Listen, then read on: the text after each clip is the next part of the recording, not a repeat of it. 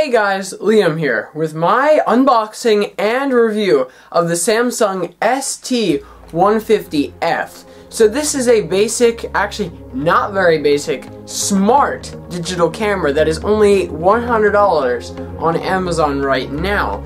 And to be honest, you get a lot of stuff for your $100, including a very nice video recording mode and a 16.2 megapixel lens.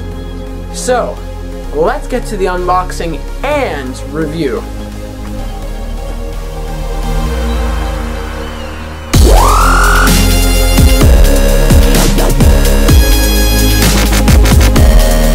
So like I said before, this device is available for $100 from both Amazon and Target. I specifically picked up this version from Target. So, on the front of the box, we obviously have a picture of the camcorder. It's actually, well, not camcorder, camera. It's actually really small. Samsung Smart Camera branding. ST150F.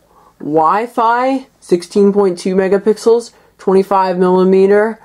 f2.5 aperture. And micro SD card compatibility. So, no more SD cards. We're moving on to micro.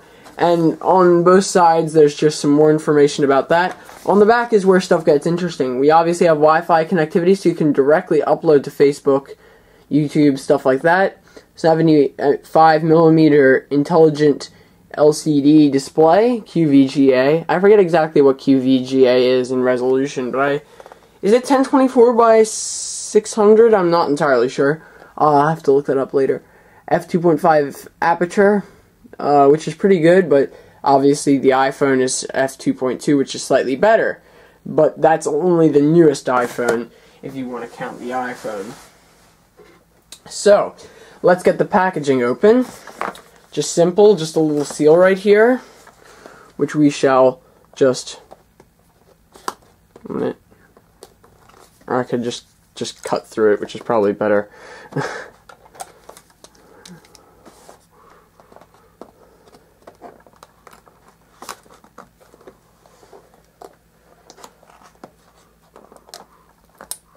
Oh, you can actually just peel it off? Wow. Okay, never mind then. Let's just peel this off then.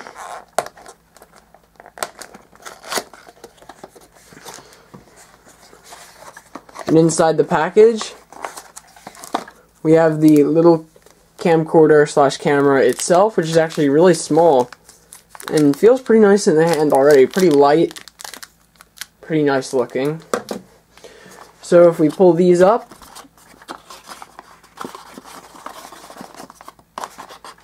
we also get little micro USB connector to your computer, little Samsung BP70A battery, really tiny, 700 milliamp hours, not the biggest in the world. Obviously a phone will beat that easily. A little wrist holder for it, a small charging brick, so I guess you can charge it over the micro USB. That's actually really nice. And this is only point something of an amp, about half an amp actually in terms of true power.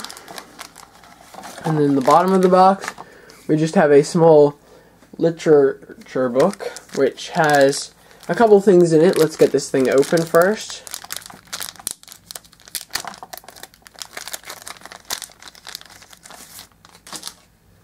So this includes a thank you for choosing Samsung, and you get some free Samsung entry things. You've got your warranty information card and your quick start guide here. So moving on to the camera, let's get the packaging on and pop in the battery. So I need to get a micro SD card from this. I will grab one in a minute as we continue on to the review, but this is just the unboxing portion.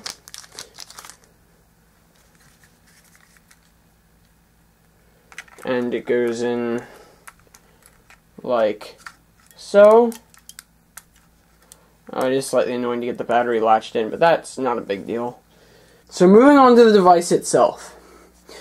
So, as you can see here, this device is bright white, as you can see, without the box in the way.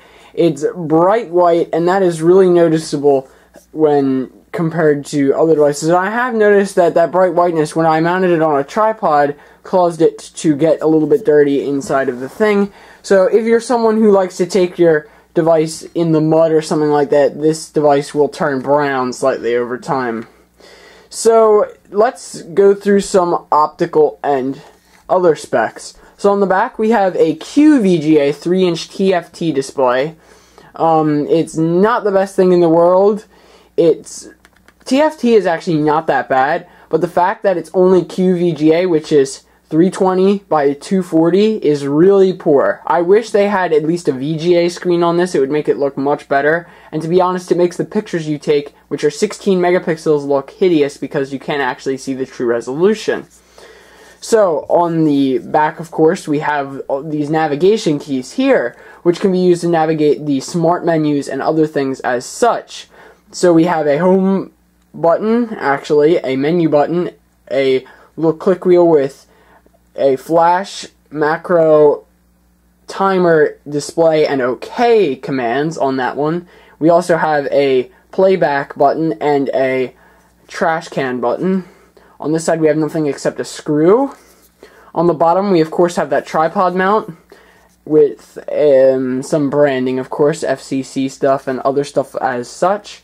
And this thing is where you put your battery in your micro SD card slot. I have a 16 gig one in here. I believe it supports up to 32 gigs, but it could support more. I am not 100% sure.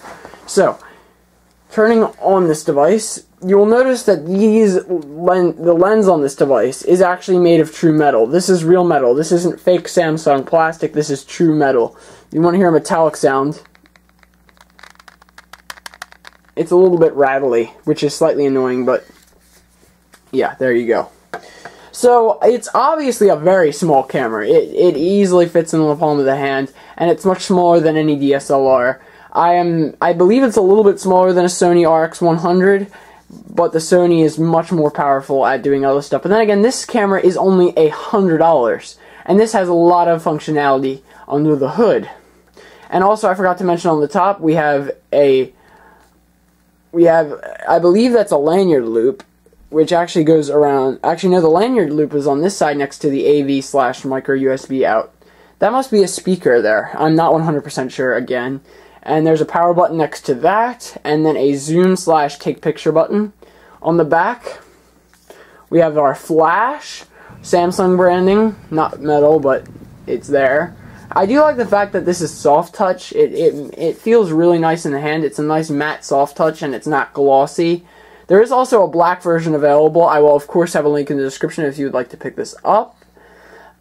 And here is our lens, which is a Samsung lens. And not a lot of people know that Samsung is actually really good at making lenses. They've been at this for a long time because they make a lot of electronics. So it's obviously a 25mm lens, and it is f.25 aperture, which is pretty poor considering the iPhone now has an f2.2. And that decides how big the pixels are and how much light can get let in. But then again, this has a much larger sensor than the iPhone with other stuff. We also have a little orange thing to help it with autofocusing, HD branding, of course, HD, and Wi-Fi. Yes, Wi-Fi. I'll get back to that in a minute. So powering on the device, Samsung branding. You can also turn that off so it just goes straight to camera. I personally have the Samsung branding on because that's what comes on. We hit the home button, and we get into our menus. So you can obviously skip to different pages by just hitting the zoom button on the side, which is actually a really nice way of going through the things. So let's get to what we have on this menu. We have Smart Auto, which is the normal picture-taking mode, which changes settings automatically and utilizes all of the settings that are available that you can use in that particular mode. Program is just the stock one, but you can mess with it, unlike the Smart Auto one. Smart Movie is just like Smart Auto, but for taking videos instead of taking instead of taking pictures. And then we've got Normal Movie, which is sort of like Program, but for taking videos. Scene. Now, I did not try out Scene Next. Oh, I see what scene is now. So scene allows you to change some of the things that you want to take the pictures of, so it helps a bit when you're trying to take pictures of certain things. Live panorama. Okay. So here is a live panorama. I will try and make it pan zoom throughout this because it's quite a large photo. And as you can see, it works pretty well. It's not the highest resolution. It takes individual 3 megapixel pictures to make up that one, and it's not the best looking thing in the world, but it's okay. So let's go into settings now. So there's a lot of things in here. Sound allows you to change the shutter sound, the start sound, the autofocus sound. What's start sound do? Let's get that one since I want that later. Autofocusing sound and then stuff like that. That just lets you mess with the sound. Okay, menu to go back. Display. So you can't change the resolution or anything. However, the start image you can make actually have a user image. So when you turn on your device, it actually makes you pop up. Wallpapers, you can obviously use ones that you've already taken, but it does come with some wallpapers in. And I've actually set it to the Galaxy S5 wallpaper, if you're wondering. And going back, there are guidelines, which I personally don't like to use. Date time display, help guide display, display brightness, quick view. 1 minute, let me go back. Power saving mode, which I guess helps save the battery, but the battery life is actually pretty good on this. Mobile link, which is actually a way to connect your smartphone to your camera. I'll get back to that in a minute. Remote viewfinder, which allows you to connect a smartphone or tablet to this and then use it to take pictures. I have used that before. I will show that to you in a minute. Auto backup connects to your PC and automatically backs up, or Mac. Email. Now I want to get into this before we do anything else. So it will automatically connect to your network. I'm obviously just turning on, so I have it connected to my time capsule. It confirms the server. It's a little bit slow, but once you're connected, every single time you turn, once you turn it on and you connect it, you don't have to reconnect. You can obviously put in, you can actually change your email so it sends it from your email. Go back. And then the receiver. Now, one thing I wish this device had is a touchscreen, because it would make it much easier to type rather than doing this. And that makes it slightly annoying to use. Obviously, there's an example of TFT for you. Not the best thing in the world, but the viewing angles are obviously a little bit not the best thing in the world. But then again, you can connect an external device to do that. Okay, SNS and cloud. This is where stuff gets interesting. So you can directly upload photos and videos to Facebook, Picasa, YouTube, and SkyDrive. Now it's actually not called SkyDrive anymore. That's pretty funny. Now it's called OneDrive, but anyway. Yeah, as you can see, you can upload things to these. It connects via Wi-Fi, and it uploads them. And it actually works pretty well. I'm not going to try it out, because I don't want things showing up on social networks that I don't want showing up. Okay, All Share Play allows you to connect to other devices. I might demonstrate that in a minute, but I would like to go back and talk about a couple other features on this camcorder. So Beauty Shot. Now Beauty Shot allows you to face retouch other people, and for some reason my normal camcorder is recognizing those two faces right there and is focusing on those. That's a little odd. So anyway, here's a picture I took without the face retouch in a studio condition, and as you can see, it's just my normal face. But when I turn on Beauty Shot, it really like smooths out your face and makes you look really weird. But then again, some people might want that. So wait, go back. Then we've got Night Shot. So let's get into low light stuff first. So here's a picture I took with everything off. No nothing. It was completely off. No functions, just normal pictures in the dark. Here's with night mode on, which improves it a bit. And here's with the ultra powerful flash. And you can see definitely an improvement when you turn on the flash with this device. It really helps a lot thanks to that nice thing. So close-up shots. I have taken a couple of close-up shots with it. Here they are now. And they look pretty nice on this camera. They're 16 megapixels, and this thing has some nice optics with up to 5 times optical zoom. Now that may not be a lot considering my normal camcorder has 42 times optical zoom. That's the main reason why I chose this one. And it really has the ability to zoom in quite often and a lot. So photo filter and movie filter, that's sort of like an Instagram filter for your thing. I personally don't use those because it's kind of cheap looking. Split shot. Now here's something interesting. Here's a picture of a split shot, by the way. Split shot makes it look like... Split shot basically takes two different photos and just cobbles them together. Sort of like a collage or something like that, but to be honest, it looks better with this because there's no borders. Motion photo. Now this is really interesting.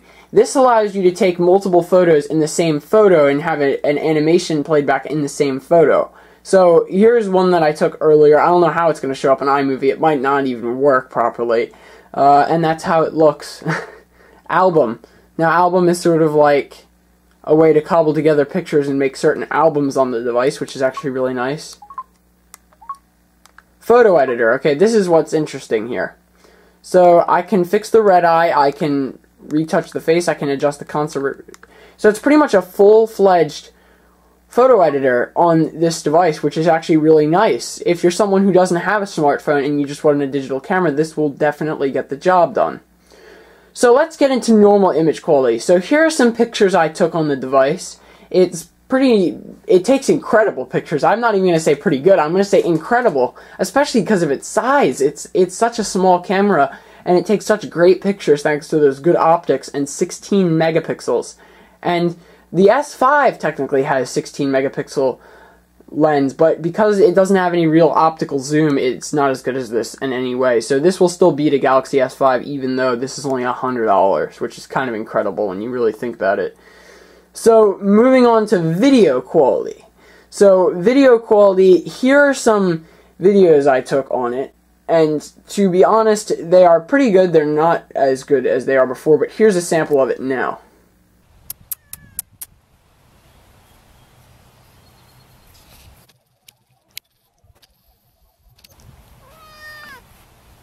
Hi!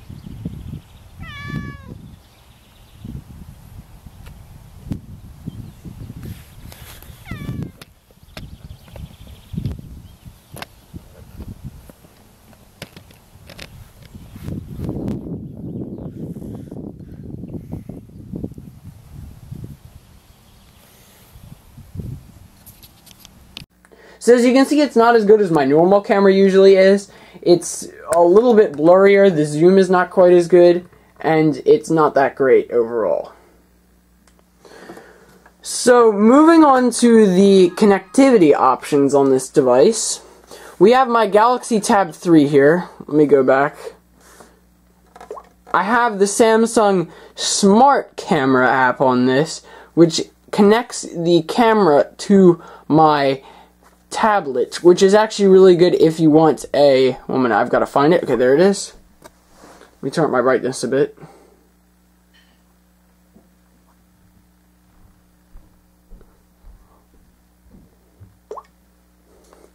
So first of all, let's go back to the menu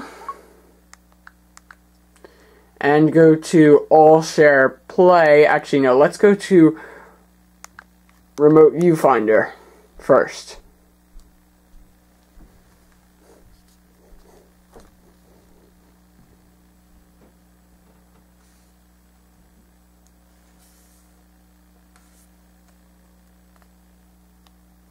So I've already confirmed this device with my tablet, and as you can see, it's like a sort of mobile, well, it's sort of like a second viewfinder. So over there's my computer, and here's me over here. And it's sort of like a secondary viewfinder, which is really nice if you want to take selfies. Ugh, studio lights. And it works okay. It's not the best thing in the world, but it's a little slow, so recording videos won't work properly, and stuff like that. So let's go to the... I want to try something else with that. Also, the same thing works with Mobile Link. So you can select files from camera, and you can transfer them over, but I don't want to do that because I don't want to add 50,000 photos to my tablet. So thanks guys for checking out my unboxing and review of the Samsung ST150F, which is a pretty good basic digital camera for only $100. And in terms of conclusions, I would buy one if you only have $100 to spend on a camera, period. If you need like a digital camera and you already have a Samsung smartphone, I would recommend this over anything else, apart from something like a Galaxy camera. But this has a lot of nice features for a camera of this price. So, thanks guys for watching. I will see you in the next video. Goodbye.